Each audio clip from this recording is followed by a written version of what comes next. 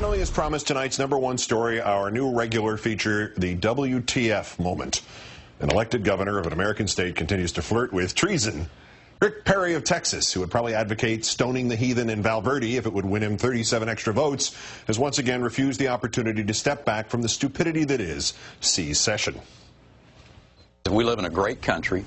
Texas is a very unique state inside of that great country, and I saw no reason at all for us to be even talking about seceding. But if Washington continues to force these programs on the states, if Washington continues to disregard the 10th Amendment, you know, who knows what happens. There may be people standing up all across the country and Tea Party saying, enough, all right? How about them standing up in Texas and saying, hey, enough, all right, Governor Asshat?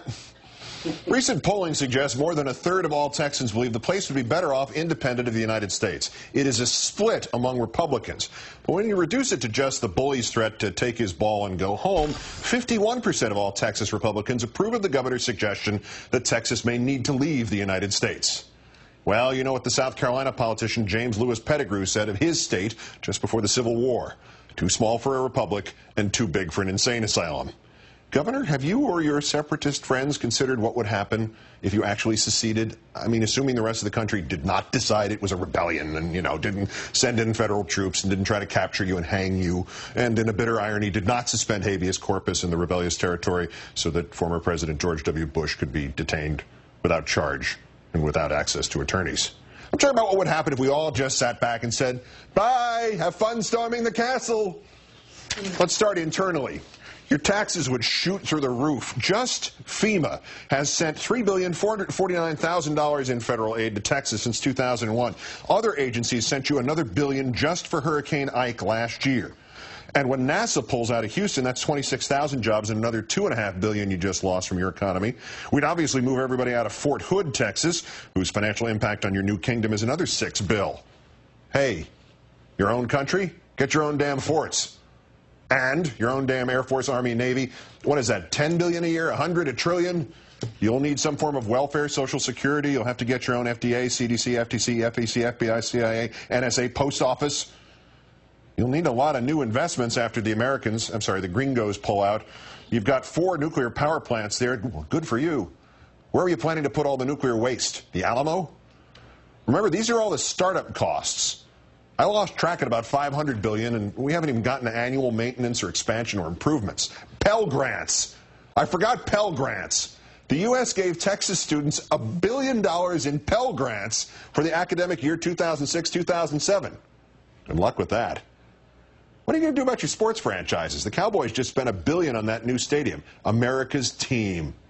That's funny. The Cowboys. North Texas's team. Now, no American network is going to want to televise their games because the ratings in Texas will no longer count in America. You'll be Canada with something of a twang. You think it's a coincidence that half the Canadian baseball teams went out of business because of TV revenues and other reasons, and half the Canadian basketball teams? So you take your choice. Astros or Rangers. One of them is going to move to Charlotte. Who exactly do you think your University of Texas football team is going to play now? USC, Oklahoma? Try Sul Ross or San Jacinto JC or the new big rivalry with Tom DeLay Exterminator University. Now, security. You'll need your own Gitmo. Starting wars is optional, of course. See your Mr. Bush about that. And since you'll be surrounded by the United States and Mexico, presumably the U.S. will continue this knuckleheaded border fence you guys started, only it won't be on your southern border anymore. Now it'll be on your northern one because the rest of us here, we can't risk the economic impact of hordes of illegal aliens fleeing the chaos of the United State of Texas or the Texican Nation or Texaco or whatever you're going to call yourselves. So you'll have to put up your own fence at your own expense. We'll talk politics here for a second, too. Let's look at what your departure will mean back here in the Northern 49. Congratulations to the Democrats and their filibuster-proof 60 seats in the 98-seat Texas Free Senate. And thanks from the Dems in California, New York, Florida, Illinois, and Michigan, which will take the Lions portions of those old Texas Electoral College seats, 13. 11 more would go to other blue states. The other red states would, of course, get the leftovers, 10.